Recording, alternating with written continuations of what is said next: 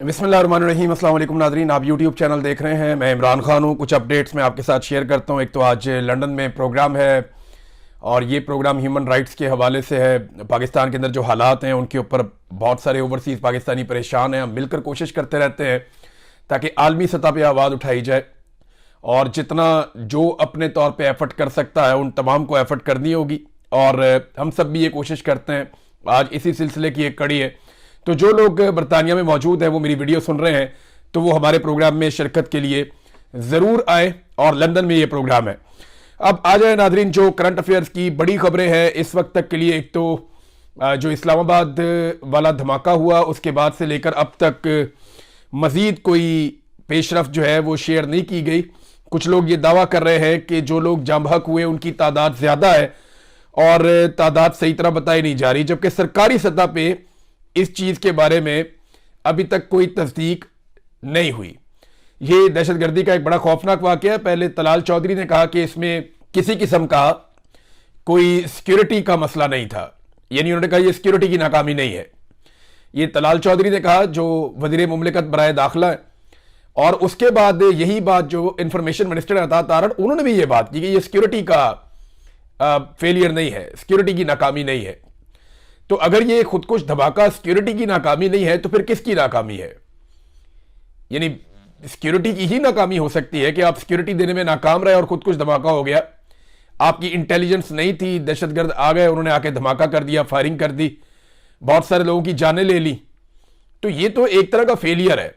अब इस फेलियर को आप फेलियर ना माने तो कोई क्या कर सकता है? पूरी दुनिया में आप किसी से भी पूछ लें, आप कानून की किसी किताब में पढ़ लें, सिक्योरिटी की किसी किताब में पढ़ लें, दुनिया के किसी दस्तूर को उठाकर देख लें, किसी भी पैटर्न के ऊपर आप चल पड़े, आपको यही एक लफ्ज मिलेगा और आपको ये सारे यही कहेंगे कि सिक्योरिटी का फेलियर है। और सिक्योरिटी की रिस्पॉन्सिबिलिटी जो है वो पुलिस की है, इंटेलिजेंस एजेंसीज की है, लॉ इन्फोर्समेंट की है। अब मैं हैरान होता हूं कि पाकिस्तान में अगर कोई छोटा मोटा काम भी होता है तो आसिम मुनीर साहब के नारे लग जाते हैं। ये मौजूदा रजीम ने तो ये तरीकाकार बांधा हुआ है ना कि क्योंकि पाकिस्तान का सबसे ताकतवर आदमी आसिम मुनीर साहब हैं और वही सबकी जमानत हैं और वही उन्होंने ये जाली हुकूमत बनाई हुई है। वज़ीर आज़म अक़वाम मुत्तहिदा में भी जाते हैं तो आसिम मुनीर का नाम लेते हैं। इकॉनमी में कुछ अच्छा बुरा हो जाता है आसिम मुनीर साहब का नाम लेते हैं। इन्वेस्टमेंट का कोई दावा आता है तो आसिम मुनीर साहब का नाम लेते हैं। फॉरेन पॉलिसी में कुछ होता है तो आसिम मुनीर का, हर जगह पे आसिम मुनीर साहब का नाम ये लेते हैं। हर उस चीज का क्रेडिट आसिम मुनीर साहब को देने की कोशिश की जाती है जिसका क्रेडिट उनका बनता ही नहीं है। यानी एक आर्मी चीफ का क्रेडिट आप इकोनॉमी में तो नहीं दे सकते ना, ज़राअत में नहीं दे सकते आप, माहौलियात में नहीं दे सकते आप। हां, आप उन्हें सिक्योरिटी के हवाले से क्रेडिट दे सकते हैं। अब हैरत की बात यह है कि क्रेडिट लेने के लिए ये हर फील्ड में हर जगह पे आ जाते हैं, लेकिन जो अपना काम है वहां पे जब नाकामी होती है तो उसका ये मलबा अपने पे लेते ही नहीं। क्रेडिट लेने के लिए पाकिस्तान में सब तैयार है, दूसरे के हिस्से का क्रेडिट भी ले लेंगे, लेकिन जिम्मेदारी लेने के लिए पाकिस्तान में कोई तैयार नहीं है। दूसरे के किए हुए काम के ऊपर अपनी तख्ती लगाने के लिए सब तैयार है, लेकिन अपना जो काम बिगाड़ा हुआ है, जो काम करने में नाकामी हुई है, उसकी जिम्मेदारी लेने के लिए पाकिस्तान में कोई तैयार नहीं है। और जब तक आप ये नहीं करेंगे, अकाउंटेबल नहीं करेंगे लोगों को, तब तक आप इस लड़ाई में जीत नहीं सकते। आपको फेयर होना पड़ेगा, आपको अपने साथ मुखलिस होना पड़ेगा, आपको देखना पड़ेगा कि आप कहां पे गलती कर रहे हैं। जहां आप गलती कर रहे हैं उस गलती को आप ठीक करेंगे, उसके बाद आपके लिए आगे बढ़ने का रास्ता खुलेगा। हम गलती मानने के लिए ही तैयार नहीं है। पाकिस्तान के 2 वफाकी वुज़रा मुंह उठा के ये कह चुके हैं जनाब के इसके पीछे कोई ताल्लुक ही नहीं है, ये कोई सिक्योरिटी का फेलियर था ही नहीं। तो फिर पता नहीं है किस चीज का फेलियर था अगर ये सिक्योरिटी का फेलियर नहीं था। अब नाजरीन, अता तारड़ ने एक बात की है कि ये जो दहशतगर्दी वापस आई है इसके पीछे पीटीआई है, ये अता तारड़ ने कहा। और जब वो ये बात कर रहे थे उस वक्त वो हंस भी रहे थे। ये एक तरह की बेइज्जती होती है। मुझे अच्छी तरह याद है जब सानिया APS हुआ था तो नवाज शरीफ साहब पेशावर गए थे, उन्हें हंसना नहीं चाहिए था। मुझे बड़ी तकलीफ हुई थी, मैंने उस वक्त टीवी चैनल के ऊपर काफ़ी तनकीद भी की थी कि नवाज शरीफ को हंसना नहीं चाहिए था। वो उस वक्त वज़ीर आज़म थे जब सानिया APS हुआ था और पेशावर में बच्चों का कत्लेआम हो गया था, तो उस वक्त उन्हें हंसना नहीं चाहिए था, वहाँ पर जाके उन्हें संजीदा रहना चाहिए था। इसी तरह अता तारड़ साहब को भी इस मौके पर हंसना नहीं चाहिए था, लेकिन ये मजबूर है। यानी कल मैंने वहां देखा नाचते हुए, लुडियां डालते हुए वुज़रा को पंजाब में, यानी सारे बसंत मना रहे थे उस वक्त जब लाशें उठाई जा रही थी इस्लामाबाद में। यानी कम से कम अब सरकारी सत्ता पे बंद कर देते। लोगों को देखें, लोगों ने पैसे खर्च किए, लोग भाग दौड़ कर रहे थे, लोगों की मर्जी है, मनाते हैं मनाए, शौक करते हैं शौक करें, आम आदमी को आप क्या कह सकते हैं। लेकिन सरकार क्योंकि अवामी नुमाइंदों से बनती है तो अवाम के नुमाइंदे जो हैं वो अवाम को जवाबदेह होते हैं और उन्हें अवाम के जज्बात का एहसास करना होता है। सरकारी सतह पे जिस तरीके से कल लुडियां डाली जा रही थी, भंगड़े और गिद्दे डाले जा रहे थे और नारे और बड़के मारी जा रही थी, ये सारी चीजें देखकर तकलीफ हो रही थी कि अभी यहां पे लाशें उठाई जा रही हैं इस्लामाबाद में। तो सरकारी सतह पे नहीं होना चाहिए था। बाकी हवा ही नहीं चली ज्यादा, और हवा चली भी है तो बसंत की हवा नहीं चली। यानी जो लाहौरी है ना, जो असल लाहौरी है, उसने बसंत को रिजेक्ट किया है। देखिए, ऑर्गेनिक चीज ऑर्गेनिक ही होती है। ये नहीं हो सकता कि आप मुंह उठा के कोई चीज अनाउंस कर दें और फिर उसके बाद आप अपनी मनमानी करें हर चीज में, और आप लाइटें लगा के सजावट करके, आप चौकों चौराहों के अंदर गुड़ियां लटका के लोहे की, और आप रोला रोला डाल के स्पॉन्सर्स के साथ मिलकर अखबारात में इश्तिहारात दे के और अपने मखसूस गुड्डे मार्केट में ला के और अपनी मनमानी करके तो आपको लगेगा कि आप कामयाब बना लेंगे एक इवेंट को। इवेंट्स कामयाब होते हैं लोगों की शमूलियत के साथ। तो बड़ी माजरत के साथ लोगों की शमूलियत इस बसंत के अंदर वैसी नहीं थी जैसे माजी में होती थी। हाँ, लोग एक्साइटेड थे, बहुत सारे लोग, मेरे अपने दोस्त, बड़े करीबी दोस्त, वो बड़े एक्साइटेड थे। वो ये कह रहे थे कि यार बसंत आएगी, बड़े अरसे के बाद आएगी, देखेंगे। लेकिन फिर जिस तरीके से चीजों को महंगा किया गया, जिस तरीके से बसंत को कंट्रोल किया गया, वो हर आदमी जो है वो कंट्रोल तो नहीं होता कि जनाब आपने ये बार कोड है, ये वाली ये चीज है। आप ये उसूल तो आप जरूर रखें कि आप गैर कानूनी गुड्डी और डोर आप इस्तेमाल नहीं कर सकते, आप किसी के लिए खतरा नहीं बन सकते। लेकिन जिस तरीके से हुकूमत ने अपनी पकड़ दकड़ भी साथ साथ रखी हुई थी, मनपसंद लोगों को हर तरह की छूट थी, इन चीजों के साथ लोग फेडअप हो जाते हैं। लोगों को फिर आप जिम्मेदारी अगर बताते हैं तो साथ उन्हें आप इंजॉय भी करने दें। बहरहाल सरकार ने अपने तौर पे जो इंजॉयमेंट रखी थी वही हमें नजर आई है, और कोई इतने बड़े पैमाने पर गुड़ियां नहीं उड़ी। देखिए, लोग कह रहे हैं कि हवा नहीं चली, ये वाकई बात ठीक है कि हवा नहीं चली, इसकी वजह से भी बड़ा मुश्किल हो जाता है। बहुत तुनके मार मार के बंदों के कंधे और बाजू रह जाते हैं। बड़ी मुश्किल से हवा ना हो तो कोई बंदा थोड़ा बहुत गुड्डा ऊपर कर सकता है, ये होता ही नहीं है, बहुत मुश्किल होता है। लेकिन जब हवा चली है तब गुड़ियां उड़ी हैं। कुछ इलाकों में ऐसा लगा कि जैसे बसंत है, लेकिन बहुत सारे इलाकों में तो फील ही नहीं आई कि बसंत हो रही है। बहुत सारे इलाकों में ये ऐसे फील ही नहीं आई कि बसंत हो रही है। वो लोग कहते हैं जी हमारे तो यहां पे नॉर्मल एतवार के ऊपर इससे ज्यादा गुड्डी उड़ा करती थी। तो बसंत के ऊपर तो एक अजीब ही आसमान भर जाता था, वो वाला माहौल अभी तक तो देखने को नहीं मिला, मैं जब आपसे बात कर रहा हूं। अच्छा, मैं इससे पहले कि दहशतगर्दी वाले मामले पे और जो इंजीनियर मोहम्मद अली मिर्जा साहब के हवाले से मैंने एक आपको खबर दी थी, सोशल मीडिया पे बड़ा उनके बारे में रोला पड़ा हुआ है। अब उनके हमायतियों ने एक तसहीही क्लिप शेयर किया है और वो ये कहते हैं जी कि बसंत के हवाले से जो खबर इंजीनियर मोहम्मद अली मिर्जा के नाम से फैलाई गई वो खबर गलत है। तो ये जनाब उनके हमायती भी सामने आए, उन्होंने कहा नहीं जी ये गलत है। और दूसरी तरफ जो उनके मुखालिफिन है वो कह रहे हैं जी इंजीनियर साहब हमेशा ज्यादती करते हैं, ये भी उन्होंने किया है। तो देखिए, डंडी तो मार देते हैं इंजीनियर साहब कई दफा, ये मैं जानता हूं। अब इस मामले में इंजीनियर साहब खुद ही बताएं कि हुआ क्या था। बहरहाल उनके जो हमायती हैं वो भी एक क्लिप लेकर आए और उसमें तस्हीह कर रहे हैं कि जो इंफॉर्मेशन इंजीनियर साहब के बारे में फैलाई गई वो इंफॉर्मेशन गलत है। मैंने आपके सामने दोनों चीजें रख दी। अब नाजरीन, ये जो दहशतगर्दी वापस आई है इसके पीछे पीटीआई है, ये अता तारड़ साहब कह रहे हैं, तो वाकई ठीक कह रहे हैं।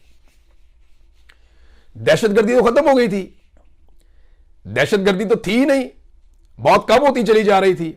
और इमरान खान साहब के दौर में जो पॉलिसी आई, और ये एक पॉलिसी नहीं थी, तवातर के साथ पाकिस्तान कभी लड़ रहा था, कभी एंगेज कर रहा था, और पाकिस्तान ने बड़ी कुर्बानियां देके, यानी सबसे बड़ी कुर्बानी पाकिस्तान के शहरियों की है। ये कोई कहानी ना हमें सुनाए कि जनाब ज्यादा पुलिस वाले शहीद हो गए या ज्यादा फौजी शहीद हो गए। वो इस काम के लिए उन्हें चुना जाता है, वो इस काम के लिए भर्ती होते हैं। लेकिन एक आम ताजिर, एक आम राहगीर, एक आम शहरी वो इस काम के लिए भर्ती नहीं होता और वो शहीद हो जाता है। तो सबसे ज्यादा कुर्बानियां पाकिस्तान के शहरियों ने दी है। अगर आप 70,000 80,000 लाशों को आप गिने तो उनमें जो सिक्योरिटी इदारों के लोग हैं वो बहुत कम है परसेंटेज में। बहुत बड़ी तादाद में हमारे शहरी हैं जो शहीद हुए हैं दहशतगर्दी के खिलाफ लड़ाई में, और सफे अव्वल में खड़े हुए हैं, हार भी नहीं मानी। पाकिस्तान के शहरी जो है वो डट कर खड़े हुए हैं, सबसे ज्यादा उन्होंने कुर्बानियां दी हैं। ये हनीफ अब्बासी साहब का क्लिप सुन रहा था, वो कह रहे थे मुल्क की मलकियत उनकी है जो कुर्बानी देते हैं, फौज की है क्योंकि वो कुर्बानी देती है। नहीं जी नहीं, ऐसा नहीं, पुलिस भी कुर्बानी देती है, और सबसे ज्यादा जाने और सबसे ज्यादा खून जो बहा है वो पाकिस्तान के शहरियों का बहा, उनसे ज्यादा किसी का नहीं बहा। अभी इंडिया पाकिस्तान की लड़ाई हुई तो फौजियों से ज्यादा पाकिस्तानी शहरी शहीद हुए, बहुत बड़ी तादाद में, फौजी कम शहीद हुए। तो हमेशा से सबसे ज्यादा कुर्बानी जो है वो किसी मुल्क के शहरियों की होती है, और मुल्क के शहरी जो होते हैं वो मुल्क के मालिक होते हैं।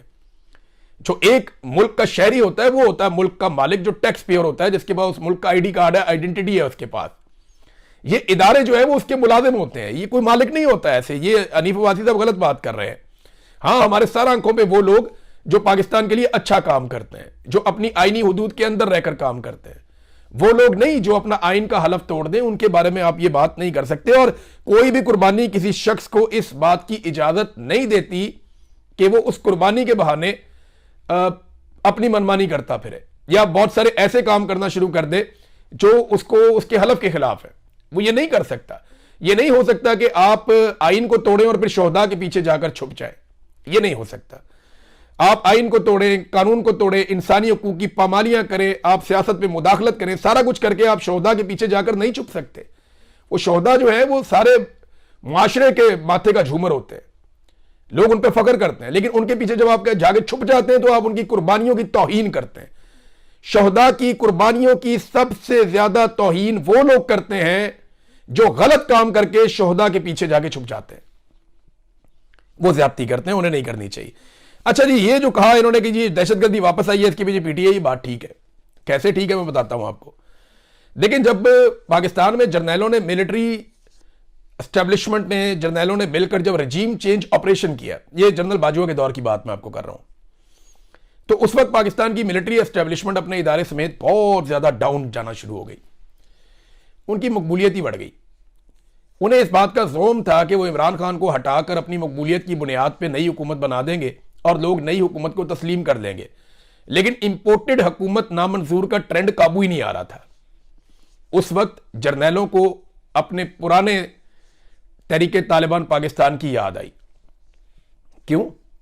क्योंकि देखिए, जब भी तहरीके तालिबान पाकिस्तान के साथ फौज की लड़ाई होती है ना, तो इसमें बहुत ज्यादा पजीराई मिलती है कौम की तरफ से, बहुत ज्यादा मकबूलियत मिलती है। फौज को हमेशा पैटर्न यही रहा है, हमेशा मिली नगमे आ जाते थे, सारा मीडिया साथ खड़ा हो जाता था, सोशल मीडिया साथ खड़ा हो जाता था, फिफ्थ जनरेशन वॉर भी शुरू हो जाती थी और बहुत सारा काम हो जाता था जब भी कभी ये एक लड़ाई शुरू होती थी। तो फिर दहशतगर्दों को पाकिस्तान में वापस लाने का आगाज किया। ये जनरल बाजवा और जनरल फैज हमीद और जनरल नदीम अंजुम, इनका कारनामा था। ये दहशतगर्दों को पाकिस्तान में लाना चाहते थे। पाकिस्तान तहरीके इंसाफ ने मना किया, उनकी हुकूमत खत्म हो गई। रजीम चेंज ऑपरेशन के बाद इनकी पॉपुलैरिटी बहुत ज्यादा नीचे गई, तो इन्होंने कहा नहीं जी, हमने तो अब लेकर आने हैं। फिर राणा सनाउल्लाह साहब ने अनाउंस किया कि जनाब हम बातचीत कर रहे हैं और हम लेकर आ रहे हैं। फिर राणा सनाउल्लाह साहब के दौर में, शहबाज शरीफ के दौर में, जनरल बाजवा, जनरल नदीम अंजुम और जनरल फैज हमीद, इन्होंने मिलकर दहशतगर्दों को लाकर बसाया। लेकिन ना, इतने बड़ी तादाद में लोग बॉर्डर क्रॉस करके तो नहीं आ सकते। और ये आए शहबाज शरीफ के दौर में और आकर ये खैबर पख्तूनख्वा में बस गए। अब ये जो दहशतगर्दी वापस आई है, इसके पीछे पीटीआई है। वजह यह है कि पीटीआई ने ऐसी तबाही फेर दी थी एस्टेब्लिशमेंट की कि एस्टेब्लिशमेंट को तहरीके तालिबान पाकिस्तान की याद आ गई और फिर दहशतगर्दों को लाकर बसाया गया। तो वजह तो पीटीआई बनी ना फिर एक तरह से, कि पीटीआई की हुकूमत गिराई, फिर वो काबू नहीं आ रही थी तो वो दहशतगर्द लाए गए। ये बात शानदाना गुलजार साहबा ने बताई। उनको वो सोर्सेज भी बताती हैं कि उन्हें बाकायदा बताया गया कि जनरल बाजवा ने कहा था कि हम टीटीपी को लेकर आएंगे और उसके जरिए से पाकिस्तान तहरीके इंसाफ को टारगेट करके बदनाम करेंगे और इनको वहां खराब करेंगे खैबर पख्तूनख्वा में। इस किस्म का उन्होंने एक स्टेटमेंट दे भी रखा है और ये जनरल बाजवा से रिलेटेड ये स्टेटमेंट है। तो नाजरीन, ये इतनी गैर संजीदगी है इनकी। 2022 से ये लोग इक्तदार में हैं, 4 साल इनको हो गए। आज भी ये इमरान खान साहब के ऊपर डालते हैं हर नाकामी का मलबा। हालांकि दहशतगर्द ये वापस लेकर आए थे, इमरान खान वापस नहीं लेकर आए थे। नाजरीन, एक चीज मैं आपको और बताना चाहता हूं। ये नवाज शरीफ साहब की एक वीडियो भी वायरल हो रही है कि ये और उनका खानदान बसंत एंजॉय कर रहा है अपने साथियों के साथ, दोस्तों के साथ, फूल शूल लगे हुए हैं, अपने रुफका के साथ नजर आ रहे हैं मियां नवाज शरीफ साहब। एक और बुरी खबर है, ये भी आप देख लें। ये पाकिस्तान में 2,85,00,000 बिजली इस्तेमाल करने वाले लोगों को, यानी ये सार्फिन 2,85,00,000 हैं, तो ये इतने मीटर हैं, घर बहुत ज्यादा बनते हैं। तो इतने बड़े पैमाने पर पाकिस्तान में बिजली इस्तेमाल करने वाले लोगों को 200 रुपए महाना से लेकर 675 रुपए महाना तक बिजली का फिक्स्ड चार्जेस जो है वो लगाए जा रहे हैं। आपका बिल आए या ना आए, बिजली इस्तेमाल करें या ना करें, आपने ये फिक्स्ड चार्जेस अपने बिल के अंदर देने हैं। आप बिजली इस्तेमाल करें, आप ना करें। ये पैसा आपको देना पड़ेगा, कम से कम 200 रुपया, ज्यादा से ज्यादा 675 रुपए। ये अब आपकी जेब के ऊपर हुकूमत का डाका, ये तजवीज आ गई है। और इसकी वजह यह है कि इंडस्ट्री को इन्होंने कोई छोटा मोटा रिलीफ दिया था, तो जो इंडस्ट्री को रिलीफ दिया वो पैसा अब आम आदमी की जेब से ये निकालेंगे, क्योंकि आईएमएफ ने इन्होंने छोड़ना नहीं है। आईएमएफ से बचने के लिए इन्होंने यूएई के पैसे भी अपने अकाउंट में रखे हुए हैं, सऊदी अरब के भी रखे हुए हैं और चीन के भी रखे हुए हैं। ये पहली मर्तबा हुआ कि जनवरी में पाकिस्तान ने यूएई से दरखास्त की कि जो $2 अरब हमने आपको देने हैं, पहले तो $3 अरब देने थे, $1 अरब के बदले में फौजी फाउंडेशन के शेयर्स दे दिए। और फौजी फाउंडेशन को क्या मिला? उनको पीआईए मिल गया। अब बाकी जो पीछे रह गया वो $2 अरब। अब यूएई को इन्होंने कहा जी $2 अरब के लिए हम आपको दे रहे हैं 6.5% का, 6.5% का हम आपको टैक्स दे रहे हैं, तो आप मेहरबानी करें ये टैक्स हमारा कम करके 3% कर दे, और ये जो $2 अरब है इनकी मियाद बढ़ा के इनको रोल ओवर कर दें, हम 2 साल के बाद आपको पैसे वापस कर देंगे। उन्होंने कहा नहीं, हमने ये पैसा वापस करना था 16 जनवरी को, और यूएई ने पहली मर्तबा तारीख में हमें टाइम दिया 1 महीने का कि 1 महीने के बाद ये पैसा वापस करो। अब हमने ये पैसा वापस करना है 15 फरवरी को। हुकूमत को सारी तवज्जो इसके ऊपर देनी चाहिए और पूरी कोशिश करनी चाहिए कि कुछ ना कुछ करके यूएई को मनाएं और रोल ओवर लें, वरना बड़े संजीदा मसाइल हो जाएंगे आईएमएफ के अंदर भी, और पाकिस्तान के साथ बड़ा इशू हो जाएगा कि हम कैसे अपनी इकोनॉमी को मैनेज करेंगे। लिहाजा 1 महीने को उन्होंने टाइम दिया, 1 हफ्ता बाकी रह गया है, और 15 फरवरी तक आपने $2 अरब या तो उनको वापस करने या फिर आपने मजीद रोल ओवर लेना है। अब वो पैसा ही आपका रोल ओवर नहीं कर रहे तो वो आपका सूद कहां से कम करेंगे? अब ये बड़ी अजीबोगरीब सूरत हाल है, और गल्फ से इस तरह की खबर आना पाकिस्तान के लिए ये बड़ी हैरत की बात है, परेशानी की बात है। नाज़रीन, आसमा जहांगीर कॉन्फ्रेंस हुई एक मरतबा फिर पाकिस्तान में। देखिए, इंसानी हकूक की बहुत बड़ी अलंबरदार थी, बहुत बड़ा नाम था, और इस नाम को हमेशा जिंदा रखा जा सकता था अगर हमेशा इसके प्लेटफॉर्म से इंसानी हकूक की बात की जाती। लेकिन जिन लोगों को स्टेज पे बिठाया गया, आसमा जहांगीर ग्रुप, जो वकील शकील हैं, ये वजीर वजूर बने हुए हैं सारे, इनके ऊपर तो बड़े बड़े एलिगेशन हैं। इन्होंने तो अदलिया को तबाह कर दिया, इन्होंने तो पाकिस्तान के आइन को पामाल कर दिया, पाकिस्तान में इंसानी हकूक की खिलाफ वर्जियों के ऊपर तो उन्हें आवाज ही नहीं उठाई। बल्कि आसमा जहांगीर कॉन्फ्रेंस में स्टेज से खड़े होकर फौजी अदालतों की तारीफ की गई, या उसको जवाब दिया गया, उसकी हमायत की गई कि जनाब फौजी अदालतें तो होंगी, फिर ये होगा वो होगा, इस तरह करके बात हुई।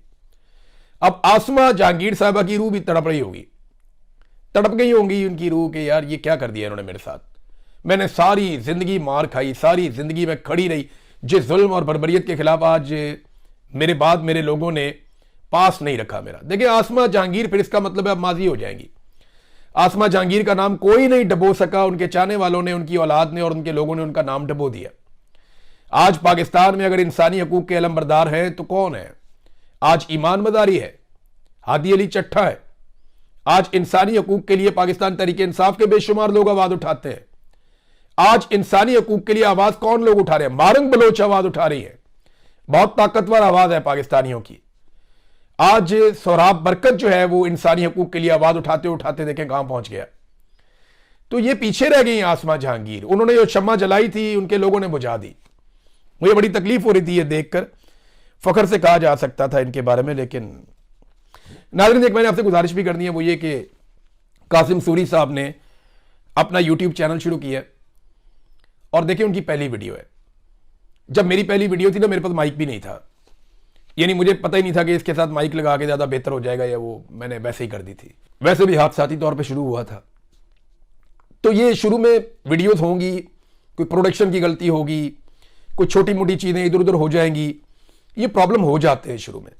लेकिन आप सब ने इस चैनल को सपोर्ट करना है। देखिए, मेरे लिए कासिम सूरी एक पॉलिटिशियन से बढ़ के एक बहुत अच्छा इंसान और एक अजीम आदमी है, एक ईमानदार इंसान है, एक बहादुर इंसान है, और एक हमदर्द इंसान, एक दोस्त है, एक भाइयों की तरह। तो मैं तो कासिम सूरी साहब की बहुत कदर करता हूं, लेकिन मैंने देखा पाकिस्तानी भी उनसे बहुत प्यार करते हैं। मेरी एक गुजारिश है आप सबसे कि कासिम सूरी साहब के चैनल को आप फॉलो करें, सब्सक्राइब करें, और जैसे आप अपने चैनल का ख्याल रखते हैं उनका भी ख्याल रखें। कासिम सूरी साहब नए जरूर हैं, लेकिन वो बहुत तजर्बाकार है। मैं उम्मीद करता हूं कि बहुत कम अरसे में वो एक बड़ी आवाज बनेंगे पाकिस्तान में जमहूरियत के लिए और इंसानी हुकूक के लिए, और ये होगा इंशाल्लाह। हाँ, शुरू में गलतियां होंगी, सबसे होती हैं। हमने बहुत गलतियां की प्रोडक्शन में, अब हमारी वीडियो की टाइमिंग ऊपर नीचे हो जाती थी, शुरू में हमसे अपलोडिंग नहीं होती थी, चीज़ें समझ नहीं आती थी। वो इस फील्ड के आदमी नहीं है, ये बात आप जहन में रखिएगा। वो एक पॉलिटिकल आदमी है, पॉलिटिकल वर्कर है, सारी जिंदगी उन्होंने एक जिद्दोजहद में गुजारी है, लेकिन वो ये काम उनके लिए नया है, लेकिन वो इसको कर देंगे, मुझे इस बात का पता है। तो आप सबसे गुजारिश है कि कासिम सूरी साहब को और उनके चैनल को जितना हो सके आप सारे लोग सपोर्ट करें। नाज़रीन, अब तक के लिए इतना ही। अपना ख्याल रखिएगा, अपने इस चैनल का भी। अल्लाह हाफिज़।